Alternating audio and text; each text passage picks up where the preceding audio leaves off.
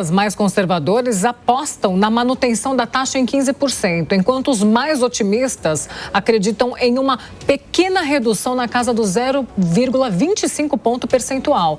Para avaliar o cenário econômico brasileiro e as expectativas para a política monetária, o Jornal da Manhã conversa agora com o economista, ex-ministro da Fazenda e ex-presidente do Banco Central, Henrique Meirelles.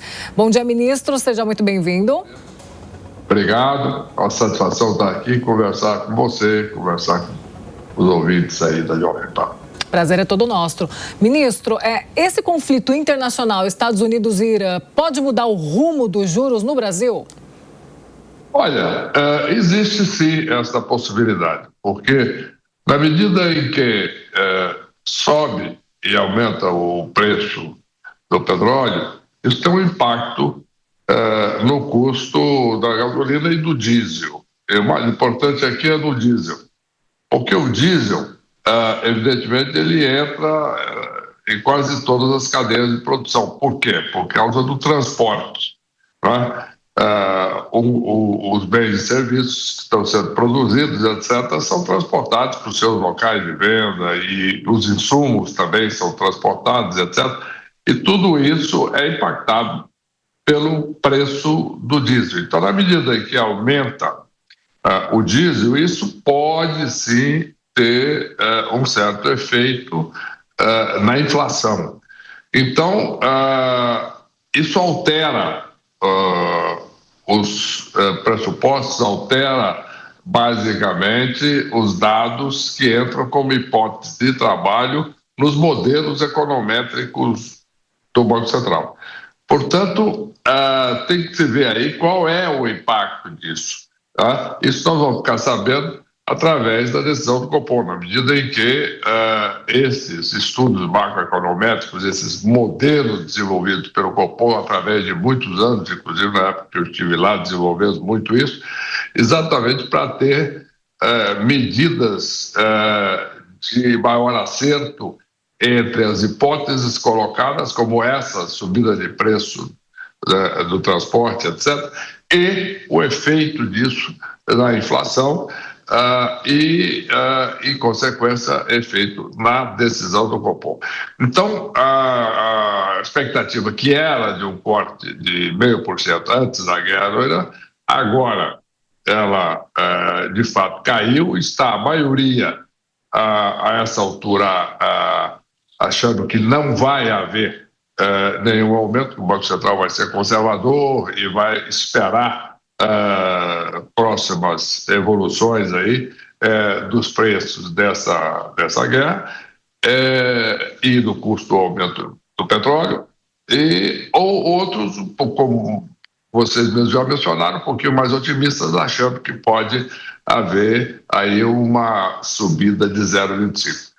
Eu acredito que uma hipótese mais conservadora, etc., talvez fosse a mais adequada nesse momento, aguardar, ver o que vai acontecer e depois tomar as providências necessárias. Agora, ministro, a gente está acompanhando esse conflito todo na região do Oriente Médio, afetando, como o senhor destacou aí, o petróleo, consequentemente o diesel. A produção de alumínio também é importante, cerca de 10% são prejudicados, né, por esse conflito ali, principalmente pela interrupção do Estreito de Hormuz, ou seja, abala a economia mundial como um todo. Por outro lado, a gente tem algumas mensagens meio que contraditórias até do governo Donald Trump. Uma hora diz que o conflito vai acabar, outra hora não, a gente precisa terminar o serviço e por aí vai. E a gente acaba tendo uma não certeza em torno do assunto. Isso acaba, ministro, partindo para a economia global e, consequentemente, também nos afetando, à medida em que investidores, de um modo geral, não gostam de imprevisibilidade, ministro? Olha, não há dúvida de que essa é uma característica do Donald Trump.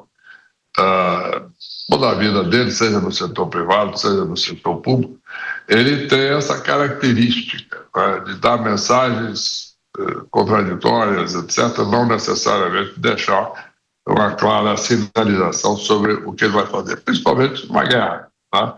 Em que aí o fator surpresa muitas vezes tem também um efeito. O problema é que ele olhando a questão da guerra lá e as questões táticas estratégicas da guerra, ele tem também, a fala dele tem também esse efeito que estamos discutindo aqui. Quer dizer, o que vai acontecer? Quanto tempo vai durar? Em resumo, quanto tempo mais nós teremos restrições de passagem de petróleo e de outros produtos ali no Estreito de Hormuz? Então, esse é o ponto fundamental, porque aí é onde reside o problema. Quer dizer, cerca de 20%, no caso do petróleo, cerca de 30%, por exemplo, de outras coisas, outros produtos como amônia, ureia, etc., que passam por ali, né? 30% da produção mundial. Então, na medida em que há uma interrupção ou um problema ali mais sério, realmente isso tem que ser levado em conta agora com hipótese. O problema é esse, né? Que estamos aqui falando, no fundo, é o seguinte: a guerra vai durar mais alguns dias, vai durar algumas semanas, e o Donald Trump certamente é uma pessoa que dá informações conforme o seu estilo, muitas vezes conflitantes, diz uma coisa, depois diz outra, etc. Então, na verdade, nós não sabemos exatamente qual será a duração, inclusive porque ele próprio tem sido muito surpreendido pela reação do Irã e pela capacidade de defesa do Irã, que não estava previsto. Ministro, o senhor observando o cenário econômico do Brasil neste momento, o senhor acredita que o Brasil está preparado para uma instabilidade econômica caso essa guerra, esse conflito se estenda mais, uma escalada nesse conflito? Sim, eu acredito que sim. A economia brasileira, nos anos recentes, ela se beneficiou bastante daquelas reformas que foram feitas lá atrás, reforma trabalhista, reforma dos meios de pagamento, etc. Então, a economia brasileira hoje tem uma produtividade maior do que tinha no passado, ela está mais bem, digamos assim, preparada para enfrentar essa situação de estabilidade. E, além do que, o Brasil ele depende, está integrado na economia mundial, basicamente por importações, e as exportações são muito concentradas em commodities que são afetadas em uma escala menor pelos problemas lá no Oriente Médio. E em relação à instabilidade da economia, sim, pode haver uma certa instabilidade da demanda, mas não é algo que afete diretamente a produção do país, na medida que o Brasil não é um grande exportador de industrializados, etc., e de produtos que estão dentro dessa cadeia de produção. Quer dizer, o Brasil, portanto, pode ser afetado mais numa questão de demanda por commodities, o que não é uma coisa que a curto prazo tem impactos tão grandes, ou efeitos tão grandes assim na economia, como seria o caso, ou é o caso, daqueles países que estão incluídos nas cadeias de produção dos produtos industrializados. Nós conversamos com Henrique Meirelles, ex-ministro da Fazenda e ex-presidente do Banco Central, sobre os possíveis impactos econômicos aqui no Brasil em relação à guerra no Oriente Médio, ao conflito. Obrigada, ministro, pela sua participação aqui sempre no Jornal da Manhã. Obrigado, bom trabalho e vamos em frente.